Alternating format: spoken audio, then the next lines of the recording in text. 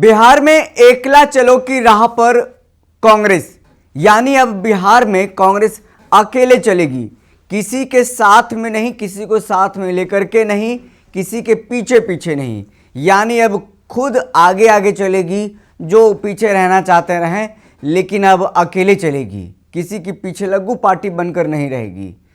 बीते कई सालों से लगातार ये कहा जा रहा था कि कांग्रेस आरजेडी की पीछे लगू पार्टी है।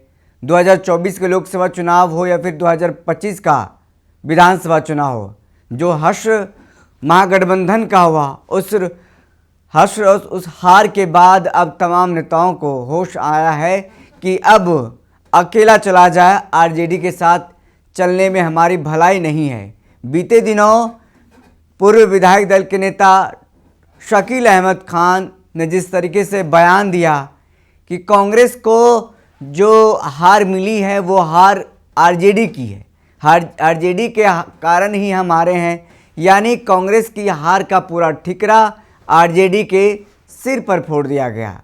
यही बात 2020 के विधानसभा चुनाव में आरजेडी ने कांग्रेस के सिर पर फोड़ दिया था कि तेजस्वी यादव अगर मुख्यमंत्री नहीं बने हैं तो उसमें गलती है कांग्रेस की।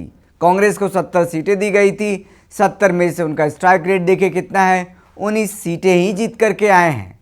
और 2025 आते आते ये मामला उल्टा पड़ गया। कांग्रेस अब हार की सारी जो वजह है, वो अब जो ठिकरा है वो कांग्रेस पर फोड़ रही है। लेकिन अब मामला थोड़ा अलग है।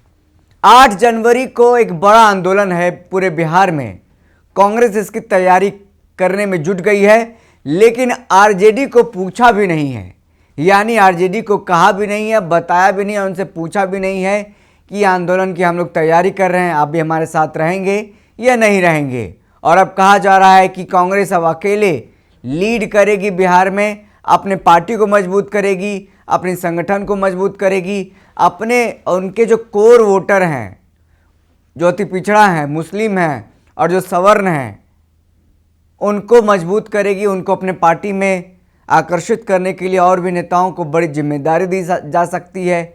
कई बातें होंगी। दरअसल मनरेगा आंदोलन शुरू होने वाला है बिहार में। देखिए, बिहार में अब अकेला चलो की राह पर कांग्रेस है और बिहार में मनरेगा आंदोलन शुरू हो रही है और झारखंड की जो झामुमो है उनसे मदद मांगा है, राजद से सहयोग नहीं मांगा है। साफ तौर पर विधानसभा चुनाव के दौरान कांग्रेस और राजद के बीच जो तल्खी पैदा हुई थी अभी भी खत्म होने का नाम नहीं ले रही है। मनरेगा वापसी की मांग को लेकर 8 जनवरी से शुरू हो रहे राज्यव्यापी आंदोलन में भी कांग्रेस राजद को छोड़कर सड़क पर उतरने की तैयारी कर चुकी है। यहां तक कि कांग्रेस यूपीए के बाकी घटक दलों भाकपा, माकपा, भाकपा माले, वीआईपी से भी मनरेगा आंदोलन में साथ नहीं लाने जा रही है, जबकि इसके विपरीत पड़ोसी राज्य झारखंड में कांग्रेस के साथ सत्ताधारी गठबंधन में साझेदारी से सरकार चल रहा है। झामुमो भी मनरेगा का नाम बदलकर बीवीजी नाम करने उनके बदले प्रावधानों के खिलाफ धरना प्रदर्शन कर रहा है। राजद, भाकपा, माकपा और माले की ओर से यूपीए गठबंधन से इतर केवल अपने बैनर तले भी मनरेगा के कथित महत्वपूर्ण प्रावधानों को हटाने के खिलाफ आंदोलन की कई घोषणा की गई। मनरेगा आंदोलन में कांग्रेस के एकला चलो की राह बढ़ने से यह तय हो गया कि प्रदेश में महागठबंधन के खत्म होने की केवल औपचारिक घोषणा मात्र बची रह गई है। हाल के दिनों में यूपीए के घटक दलों के साझा मंच से किसी राजनीतिक कार्यक्रम की दूर दूर तक संभावना नजर नहीं आ रही है। कांग्रेस विधायक दल के नेता रहे शकील अहमद खान भी राजद के साथ गठबंधन को कांग्रेस के लिए घाटे का सौदा बता चुके हैं। राजद की ओर से इस पर तीखी प्रतिक्रिया दी गई थी। अब केवल राजद और कांग्रेस ही नहीं, यूपीए के बाकी घटक दलों का नेतृत्व भी अकेले चलने का मन बना चुकी है।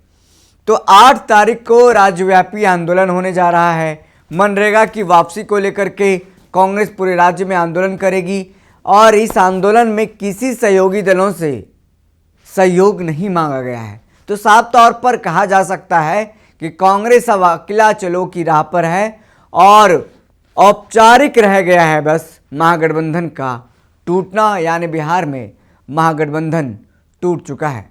देखना होगा आगे क्या कुछ होता है। फिलहाल इस खबर में इतना ही, लिहाजा बने रहें, देखते रहें दर्श न्यूज़। देश दुनिया की तमाम खबरों के लिए बहुत बहुत धन्यवाद।